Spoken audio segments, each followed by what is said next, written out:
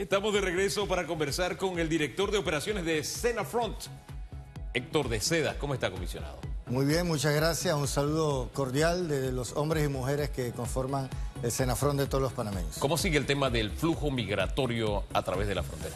Bueno, al día de ayer tenemos 245.778 migrantes.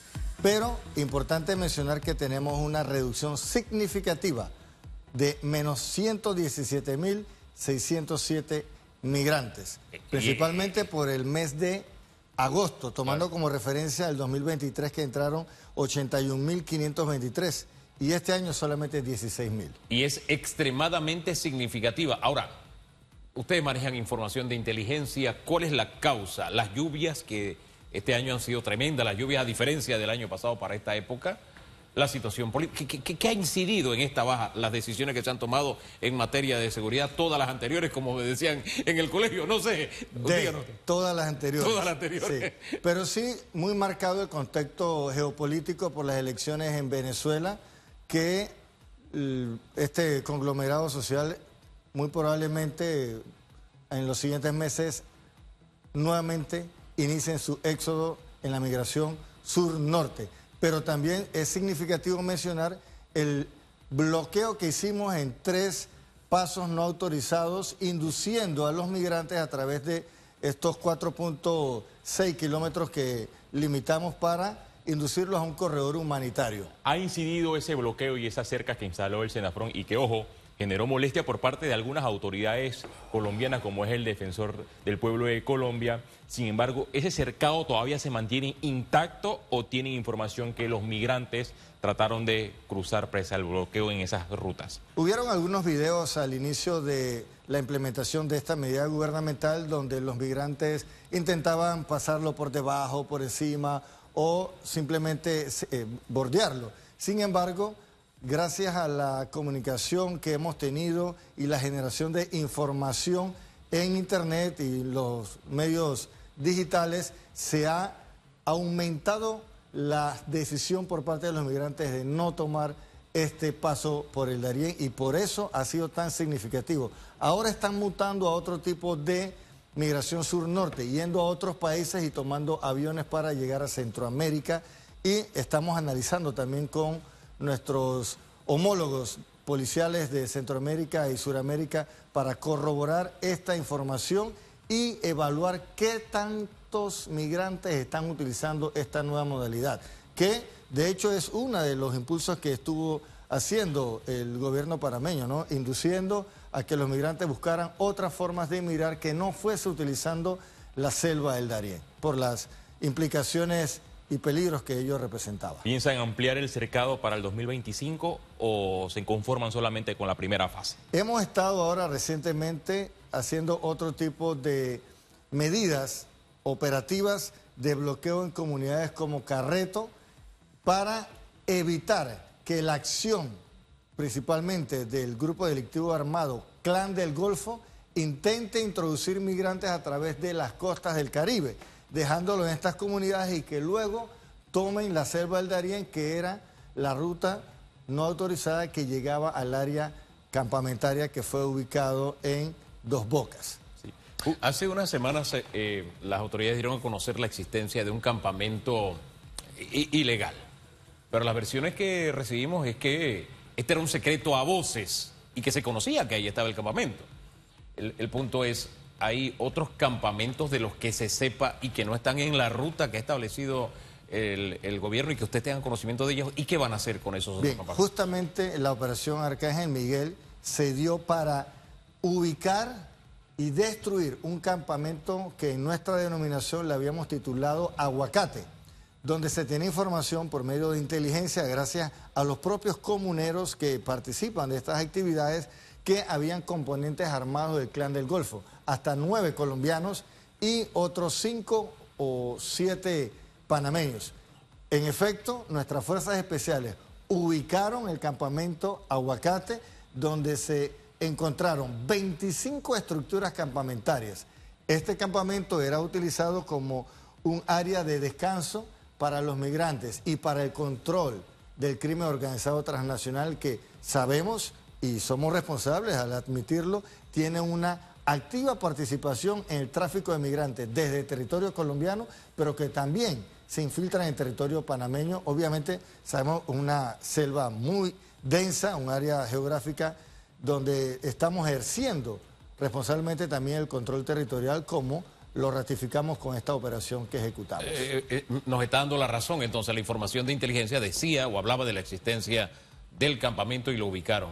¿Hay información de inteligencia de otros campamentos? No, actualmente no. Sin embargo, la inteligencia es un intercambio de información oportuno y constante. Siempre estamos utilizando principalmente las fuentes humanas, que son los que caminan en estas áreas, para poder identificar otros campamentos y actuar de manera inmediata y contundente para la destrucción de los mismos. Si habían 25 estructuras, es decir, había una organización que lucraba con el flujo de los migrantes.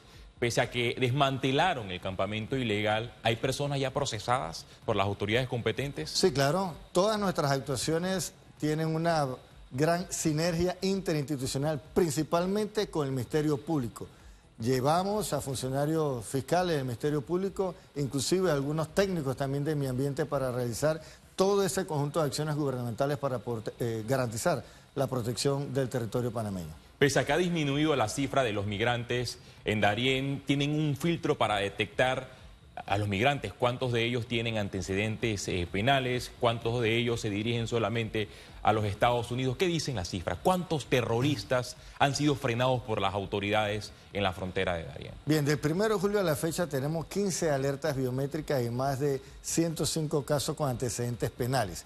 Estas cifras se deben a la filtración que realizan nuestros especialistas en la estación temporal de recepción migratoria, principalmente de Laja Blanca. En esta área es donde converge todo el flujo migratorio.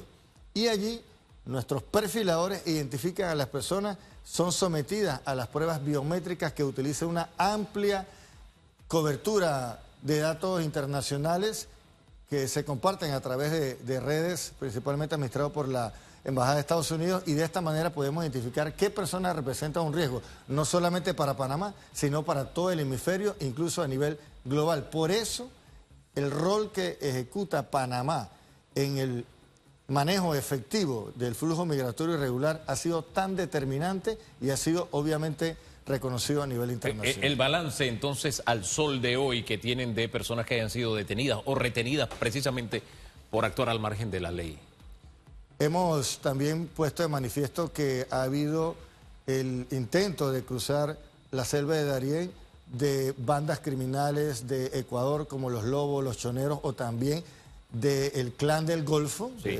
Recientemente encontramos unas personas vinculadas con esta organización criminal transnacional, o el Tren de Aragua, que intentan llegar hasta Estados Unidos a través de esta migración por la selva del Darién para ampliar sus redes criminales en este país. ¿Elementos terroristas? También han sido identificados, claro, principalmente extracontinentales, y se debe a ese resultado de las pruebas del programa de identificación biométrica para la migración transnacional, o BITMAT, que es el que realiza todo este conglomerado de verificaciones. Recientemente las autoridades del Senafrón dieron con el hallazgo de 9 cuerpos sepultados en la frontera, de cuerpos de migrantes que han determinado las investigaciones. De hecho, fueron 10 personas que fueron arrastradas por una crecida de río, y los comuneros de la comunidad de Carreto tomaron la decisión en su momento de enterrarlos sin avisar a las autoridades. Pero obviamente, gracias al manejo de información que tenemos amplia en toda esta zona,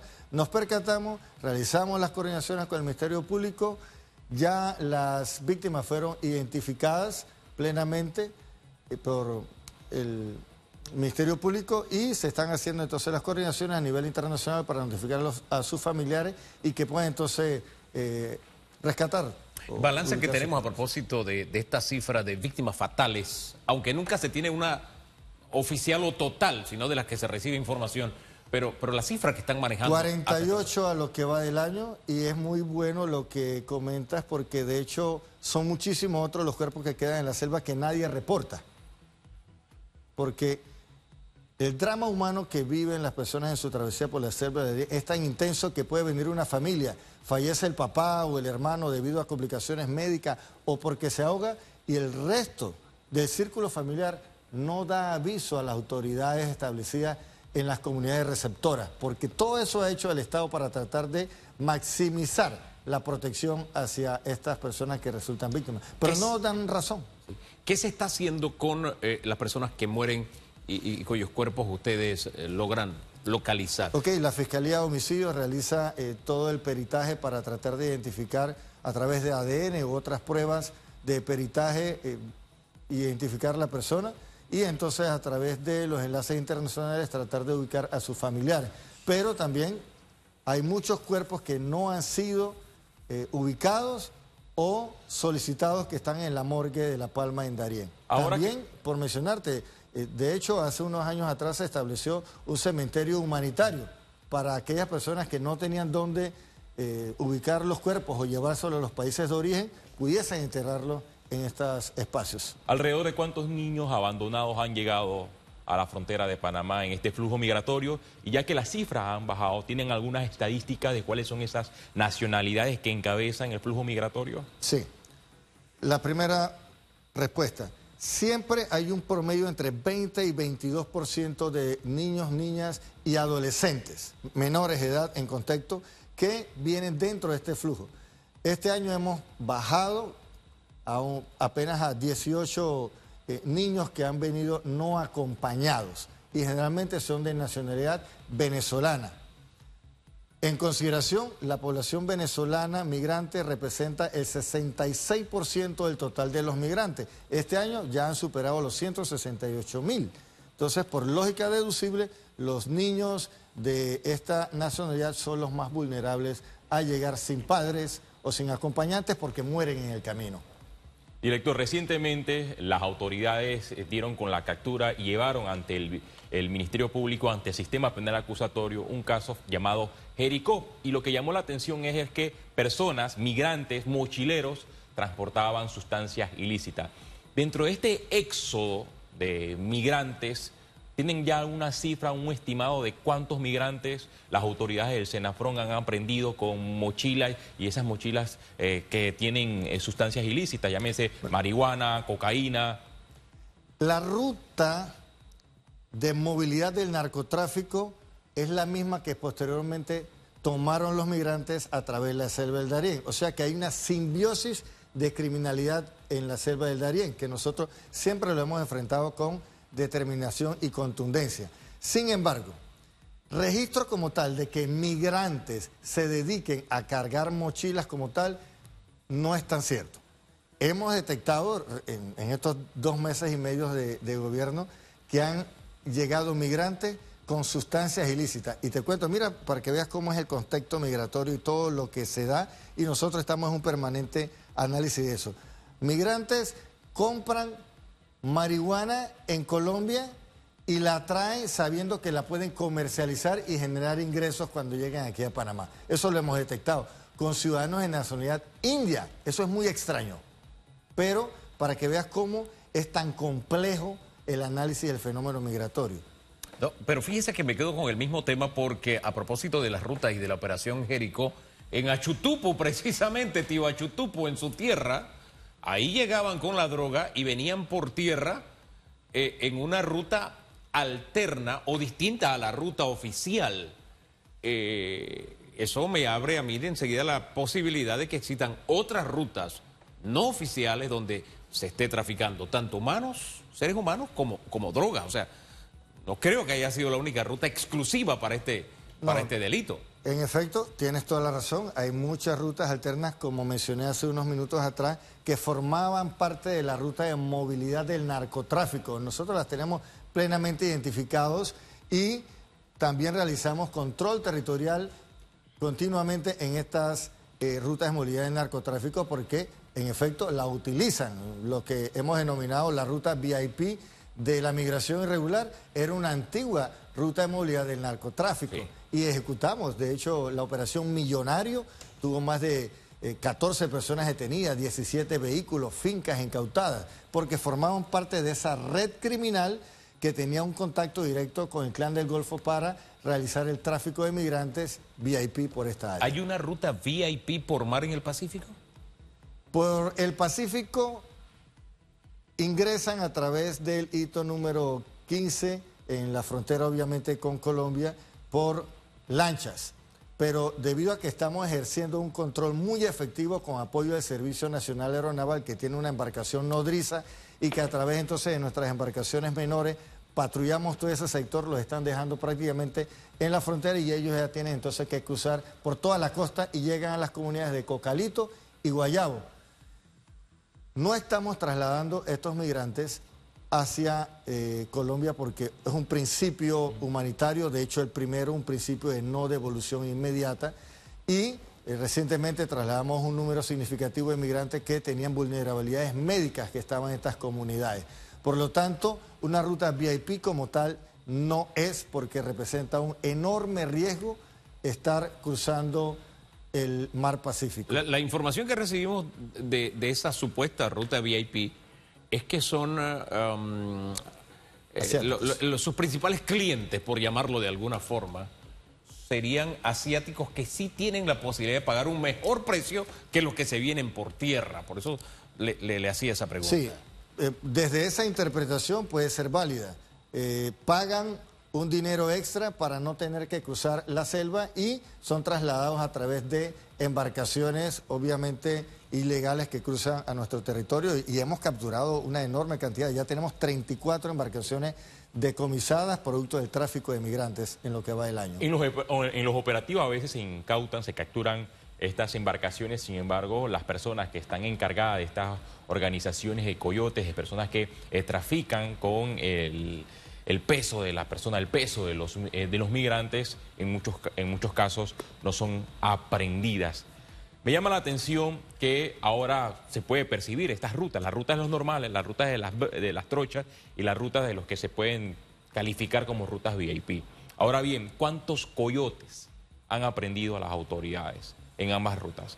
De personas específicamente que se dedican a lucrar con esta tragedia. A la fecha tenemos 45 personas detenidas por el tráfico de migrantes en estas áreas costeras. Haciendo énfasis, hace apenas un mes fueron capturadas 3 personas de la comunidad de Jaque que participaban del tráfico de migrantes cruzándolos a través de la costa del Pacífico, y hacemos nuevamente esa insistencia a las personas de que no se involucren en este tipo de actividades, porque el control territorial que realiza el Estado panameño a través de su fuerza pública, principalmente Senafrón, es contundente, y la acción del Ministerio Público también lo está haciendo. Es decir, que panameños son reclutados por estos clanes que lucran con la migración. Claro, hay una coordinación permanente entre los miembros del Clan del Golfo que organizan el tráfico de migrantes, por decir en Juradó, en el Pacífico, con las personas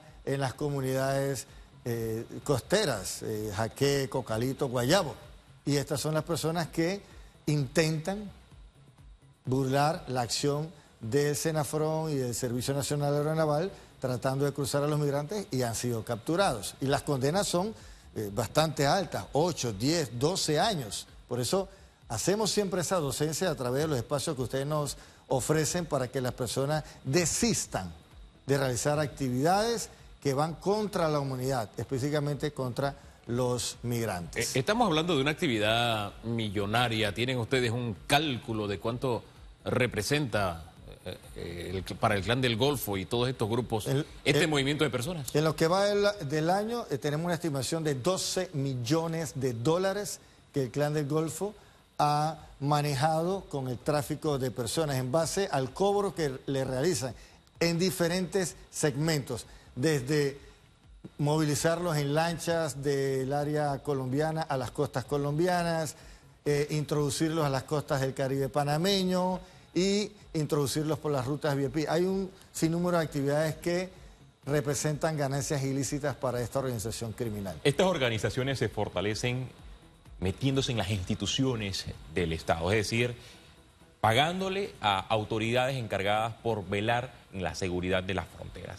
¿Cuántas unidades del Senafrón o de migración o de unidades que tienen que ver con la seguridad del Estado han sido desvinculadas, procesadas o destituidas por estar relacionadas con algunas organizaciones criminales? Es un número muy reducido, y esto se debe a que de manera interna siempre mantenemos un control efectivo. De hecho, tenemos una campaña interna denominada No manches nuestro uniforme, donde nuestras unidades de contrainteligencia y de asuntos internos siempre están realizando controles efectivos en todas las brigadas operacionales y funcionales para reducir el impacto. Pero sí, obviamente, el dinero que generan estas organizaciones lo tratan de filtrar en la fuerza pública, pero siempre hemos, en base al compromiso y a esa vocación de servicio que tenemos, tratado de blindar nuestra institución con respecto a la corrupción. ¿Cuántas unidades han manchado el uniforme, para utilizar su propio término, y qué se hace con ellas? No, recientemente en la operación Jericó salieron desvinculadas 2